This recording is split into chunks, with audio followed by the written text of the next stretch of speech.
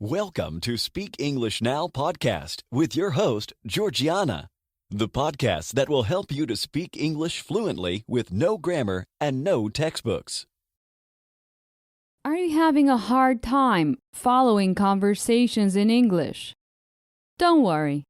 Today, I'll show you some expressions that you can use confidently in situations where it isn't easy to follow a conversation. Hi, I am Georgiana, your English teacher and founder of SpeakEnglishPodcast.com. My mission is to help you speak English fluently. Do you know how you can help me? You can share the podcast with your friends and family. Tell them to go to SpeakEnglishPodcast.com and get my free mini course. That would mean a lot to me. Thanks.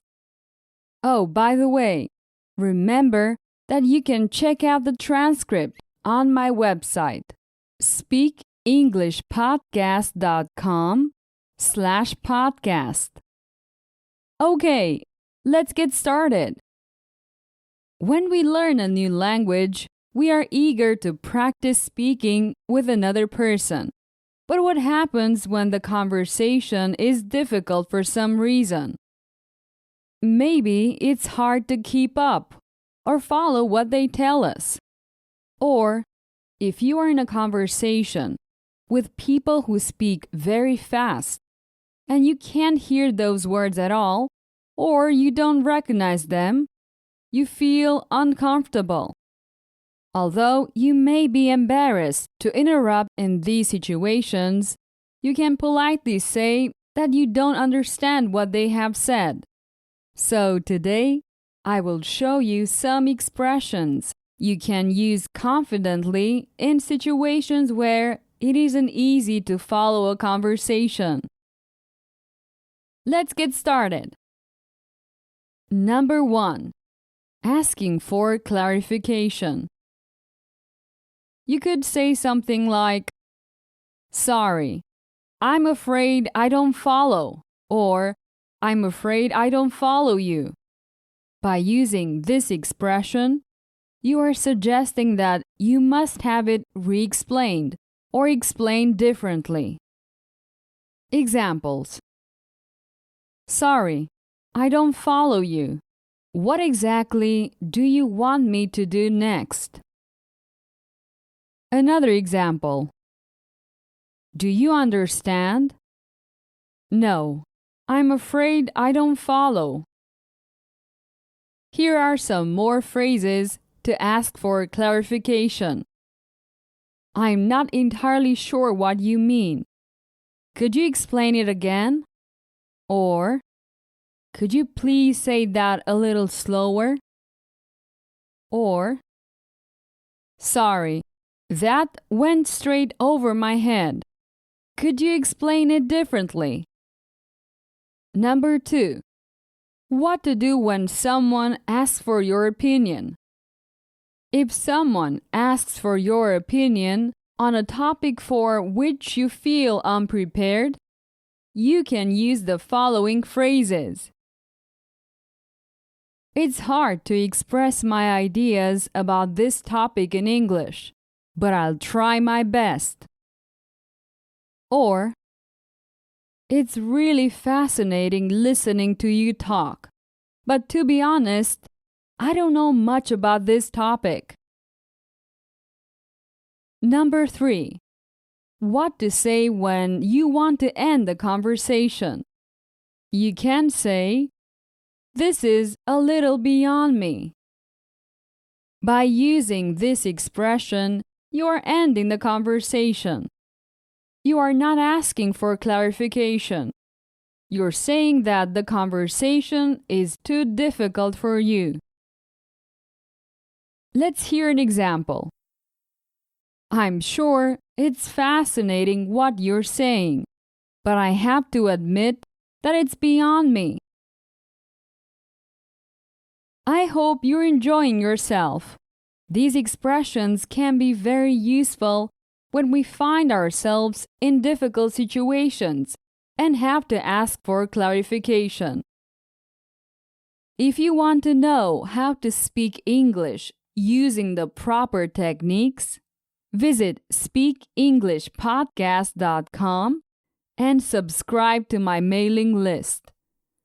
I will send you my 5-day video course so you can learn how to speak English fluently once and for all.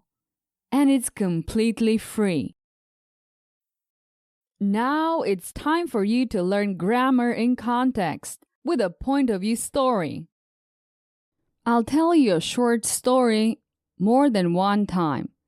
Every time, I'll change a grammar point.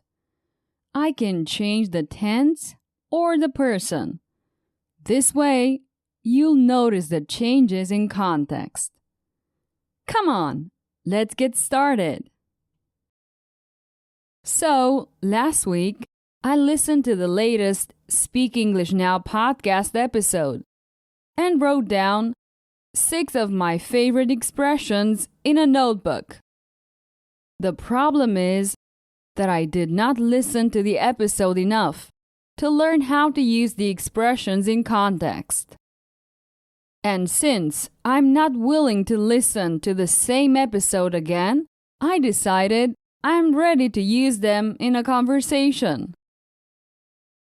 Yes, I have not mastered the expressions, but I came up with a cool idea. I numbered the expressions and rolled a die in the middle of the conversation. I used the expressions depending on the number on the die. As you imagine, this created all kinds of funny situations. And since I wanted to practice, I went to an English-speaking restaurant for lunch yesterday. When I walked in, the receptionist said hi. And after rolling the die, I replied, "It's fascinating listening to you talk, but to be honest, I don't know much about this topic." Next, when the waiter asked me to follow him, I took the opportunity to roll the die again and replied to the waiter, "I'm sorry, I don't follow you." Later, I ordered some coffee, and when the waiter asked if I wanted sugar in my coffee, I rolled the dice again and answered, "It's quite hard to express my ideas about this topic in English, but I'll try my best." People at the restaurant didn't know what to think of me. Some thought I was a madman. If you asked the waiter's opinion, he would probably say, "It's beyond me." Okay, let's listen to the same story in the future tense. 2 years from now, Tony will be an English learner who will want to use new English expressions. After listening to the latest episode of the Speak English Now podcast, he will write down 6 of his favorite expressions in a notebook. The problem is that Tony won't listen to the episodes enough to learn how to use them in context. Since he won't listen to the same episode again, he'll decide that he's ready to use them in a conversation. And even though he won't master the expressions, Tony will come up with an idea. A crazy idea. He will number the expressions and roll a die in the middle of the conversation. In this way, Tony will use the expression that the die indicates. As you can imagine, this will create all kinds of funny situations. Since he's going to want to practice, he will have lunch at an English-speaking restaurant. When he enters, the receptionist will greet him. And after rolling the die, Tony will respond. It's fascinating listening to you talk, but to be honest, I don't know much about this topic.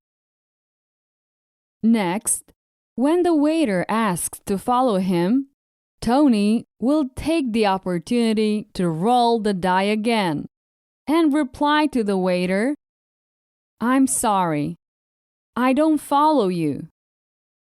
Later, Tony will order some coffee, and when the waiter asks if he wants sugar in his coffee, Tony will roll the die again and reply. It's quite hard to express my ideas about this topic in English, but I will try my best. The people at the restaurant won't know what to think of Tony. Some will think he is a madman. If you ask my opinion, I'll say it's beyond me. Okay, that's the end of this short exercise.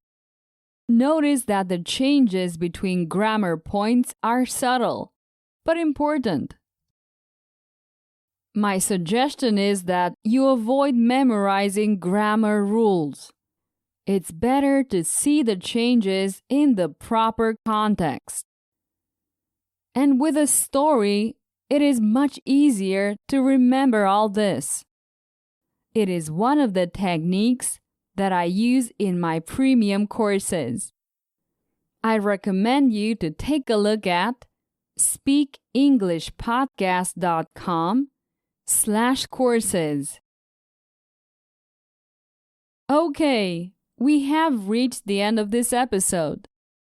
Repetition will help you improve your English fluency, so make sure you listen to my podcast episode several times. See you soon. Bye-bye. Did you enjoy today's episode? Get the transcript now at speakenglishpodcast.com.